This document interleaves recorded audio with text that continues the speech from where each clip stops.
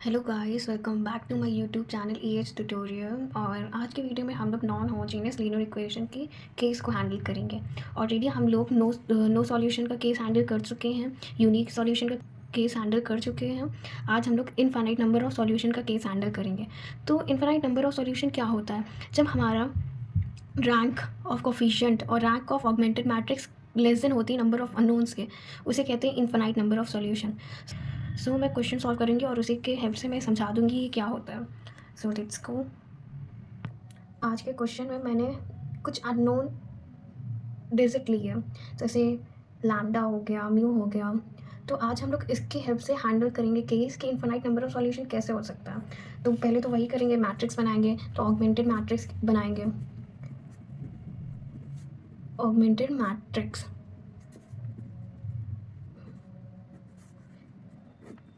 तो ये 1 1 1 1 2 3 1 2 lambda 6 10 mu. Rank के लिए दोनों को ज़ीरो बनाना होता है और अपर ट्रायंगल बनाकर इसको रिड्यूस करना होता है। तो इन दोनों को ज़ीरो बनाने के लिए हम लोगों को ऑपरेशन लगाने होंगे। R3 में ऑपरेशन और R2 में ऑपरेशन। तो हमारी जो ऑगमेंटेड मैट्रिक्स आएगी, पहले वाला तो सेम ही रहेगा, इसमें कोई ऑपरेशन ही परफॉर्म नहीं कर रहे। दूसरा वाला चेंज होगा। 1 - 1 0, 2 - 1 1, 3 - 1 2, 10 - 6 4। ऐसे ये भी करेंगे तो ये 0, ये 1, लैम्डा -1 और म्यू -6। अब हमें लास्ट वाले रो को भी 0 बनाना होता है। तो देख रहे हैं 1 से 1 में माइनस करेंगे 1 तो ये 0 हो जाएगा।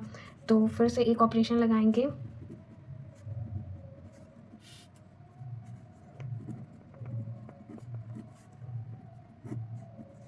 ये सब तो सेम ही रहेंगे, इसमें कोई चेंज नहीं होगा क्योंकि इन दोनों में हम लोगों ने कोई ऑपरेशन ही नहीं परफॉर्म किया है।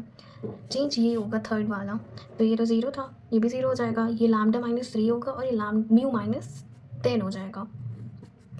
अब हम लोग को चेक करना होगा कि जो हमारा इनफाइनाइट नंबर ऑफ सॉल्यूशन आ रहा है, अगर ये लैम्डा और म्यू, ये जो लैम्डा है और ये म्यू है, इसके इक्वल रखने पर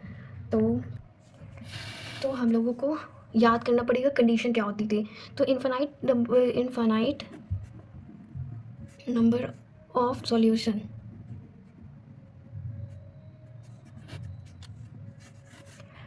उसमें होता था कि ये rank of augmented matrix is equals rank of coefficient less than number of unknown.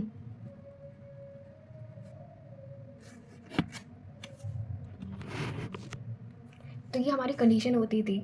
तो जब हम लोग इसमें चेक कराएंगे, इफ़ जो हमारा लैम्डा -3 इक्वल होता है 0 के, तो जो हमारा लैम्डा होगा वो तो 3 के इक्वल आ जाएगा। और अगर हमारा म्यू -10 इक्वल है 0 के, तो हमारा जो म्यू होगा वो 10 के इक्वल आ जाएगा। इन दोनों को, क्योंकि इन दोनों का वैल्यू हमें नहीं पता है ना, तो इन दोनों को हम लोग कंडीशन में रखेंगे। अगर ये दोनों 0 हो गए, ये 0 हो गया, ये 0 हो गया, तो ये हमारा जो अननोन होते हैं, अननोन्स ये होते हैं कि जब हम लोग 3x3 की मैट्रिक्स बनाते हैं, ये जो 3x3 की मैट्रिक्स बनाई है हम लोगों ने, ये नंबर ऑफ अननोन्स बताता है कि हमारे अननोन 3 है। तो वही कह रहा है कि अगर हमारा ये जो मैट्रिक्स है, ये लास्ट वाला 0 हो जाता है, ये 0 हो जाता है, तो हमारा ऑगमेंटेड मैट्रिक्स और ये रैंक ऑफ कोफिशिएंट, ये दोनों 0 हो जाते हैं, तो ये लेस देन हो जाता है नंबर ऑफ अननोन्स से, क्योंकि नंबर ऑफ अननोन्स 3 था और ये 2 2 हो जाता है। तो वही कंडीशन हम लोग लिखेंगे, क्योंकि ये दोनों हम लोग ने 0 के इक्वल रख दिया, तो ये हमारा 2 हो गया, और जो कि नंबर ऑफ अननोन्स से लेस है। तो बस हमारी कंडीशन फुलफिल हो गई। तो thus for lambda equals to 3 और mu equals to 10, given system has infinite number of solution. तो बस इतना ही करना होता है।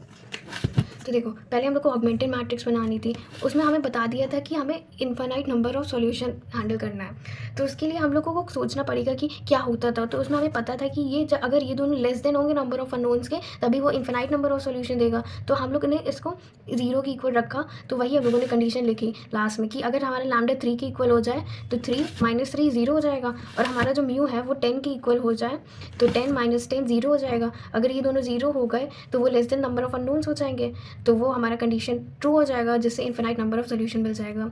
So that's it. Thank you, have a nice day.